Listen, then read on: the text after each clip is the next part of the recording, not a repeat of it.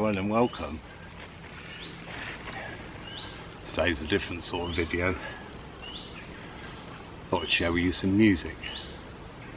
Now I have to stress that what I'm going to share with you doesn't necessarily reflect my complete musical taste or even my main musical taste. These are some 7-inch singles of which I've put in my list of ones that were quite important to me or that I like or that have been a punctuation for points in my life. So let's start with this one. Don't know if you can read that one. It says The Clash, Complete Control, and gives you a window into my anarcho leanings. Brilliant song, I just loved it straight away. I mean, it also represents the period, the year 1980 really, when anyone who's familiar with John Peel would have watched John Peel's or listened to his programme and the Festive 50, and in the Festive 50 of 1980 I pretty much have virtually everything in it. So that's one of those that did things and still does now. I forget. Now this one, I don't know if you can see that. It says Sweet, Teenage Rampage. Now this was something that sparked me off when I was young in, what year was it? 74. So I was 9 or 10, yeah. And yeah, I just loved it. And when we got the record, the B-side, Own Up and Take a Look at Yourself, brilliant song, very good hard rock song. Check it out if you like a bit of hard rock. And the strange thing is that the strange thing is the last surviving member of Sweet lives literally down the road from where I grew up, a few miles. That's quite interesting. They were an influential band on me when I was a young boy. Yeah, so that's quite an interesting, strange and coincidental. The channel's named A Coincidental Life because I'm full of them, and I know they're not. Okay, this one, I may have to do close-ups on these if you can't read it. This is The Misunderstood. This is a band from the 60s, 66 I think, and a single called Children of the Sun. It just starts in such a way that brings you in. It starts with a punctuation really, or a little drum roll and a cymbal crash. That's not how it starts, I'm just using that as an analogy. And staying with sort of the late 60s, early 70s, we have Vincent Crane, if the name rings anything to you. This is Atomic Rooster and Tomorrow Night. Just one of those songs, just love it, love that song. I'm not particularly big, it's the only Atomic Rooster I've got, so you know, I just like that song. Sometimes you do, sometimes you just like a song that one band does. Now this one, the Anti-Nowhere League, and a song called For You. I like this because I like the guitar sound. I like it's a simple riff, but I like the guitar tone, and I like some of the sentiments in it. It's a bit of an anti-war, you know, don't be a soldier sort of thing, you know, because you serve your country and then get shat on kind of thing. Now this, I used to play it in the morning before I went to work. Now this next one, this is arguably the most popular song that this artist has ever done. I'll bring it up close so you can see before I tell you what it is. Can you read that? It's probably blurred, but hey. Yeah, so when he did a poll of songs that he should play on stage on one tour, this was number one. This is The Laughing Gnome by David Bowie.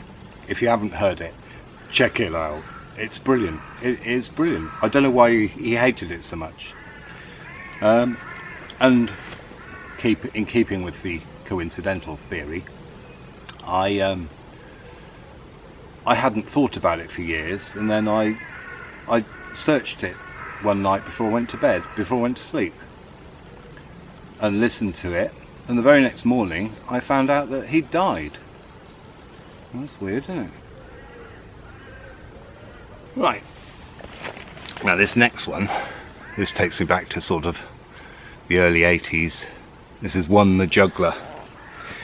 I saw it on some early evening music programme that was on the telly, can't remember what, and I knew that One the Juggler wasn't talking about the circus.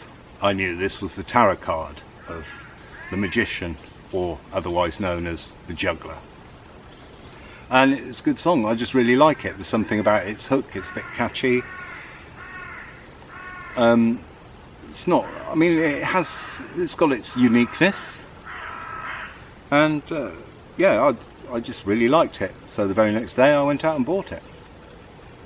Now this one, this takes me back to a few stories. Don't know if you can read that. I won't say that again. Mike Oldfield and Moonlight Shadow. Now, the first time ever, if you know how it goes, you'll get my lyric reference. First time ever I'd heard it was, we were all meeting up, me and a group of friends. We were going to meet up and watch The Evil Dead 1. It had just come out, or hadn't been out long. And I was the first person to get to the house, so I let myself in, put the telly on, and Moonlight Shadow was playing, and it was just amazing. Her voice, Maggie Riley's vocals, just beautiful. And if you get the 12-inch single version, which this isn't, there's some different things where her voice is different on both, but has got a real beautiful quality to some of the phrasing she does, and some of the echoes and callbacks that happen on it. Right, now this one, this is a band I was surprised that I really like. This is Peter and the Test Tube Babies, and a single called Zombie Creeping Flesh. Again, I love the poppiness to it. I love the sound of the guitars. The bass, Trapper's bass, is brilliant on it.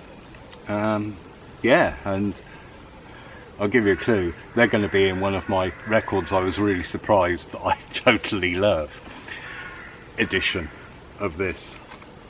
Now, many years ago I used to find myself in the pub when I was younger on my own, and so I'd put some money in the jukebox, sit there with my cider, and one of the songs on the jukebox was Start Me Up by the Rolling Stones, and the B-side of that was She's So Cold, which is one of my favourite Rolling Stones songs. This isn't that, but this is another one that was on there. Now, the reason I mention the Rolling Stones will become clear, because this is called Start by The Jam. Now, I'm not a big Jam fan. It's nice with a bit of cheese and some bread, or on toast, you know, but and peanut butter, but I'm on about the band, The Jam. Well, the reason I've got this is because the B-side of this is a song called Liza Radley, and I think, and this is only my opinion, I think it's one of the most beautiful songs ever written. It's just beautiful, really beautiful, and that's the reason I have this. It's just, it's beautiful and sad and haunting at the same time. And if you feel like you're a bit of an outsider, you may get it.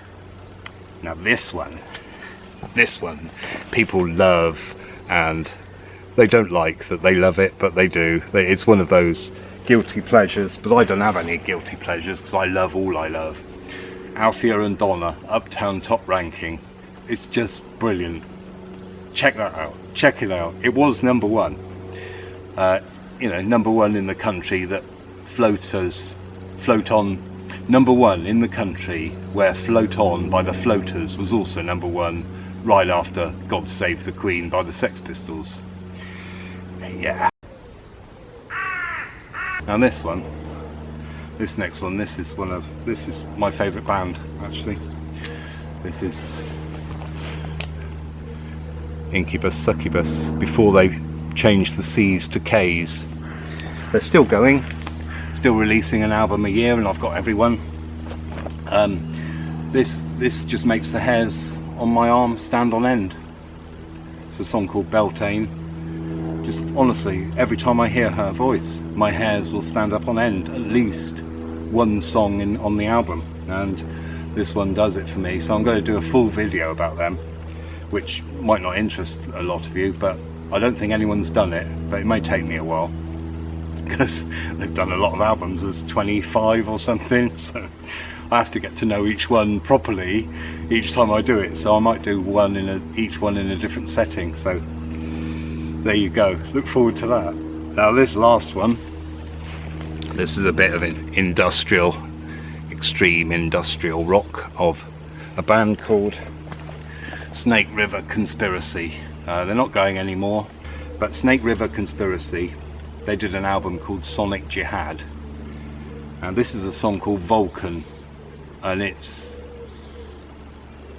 all industrial would-be, and it's like angry, it's aggressive, sexy, and if you just feel like letting off a bit of steam without being angry and shouting fuck a lot, this is the song for you. So check that one out.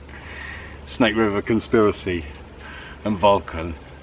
There you go. That concludes my kind of singles. I have a load that I play if I'm having a single frenzy and just playing some singles.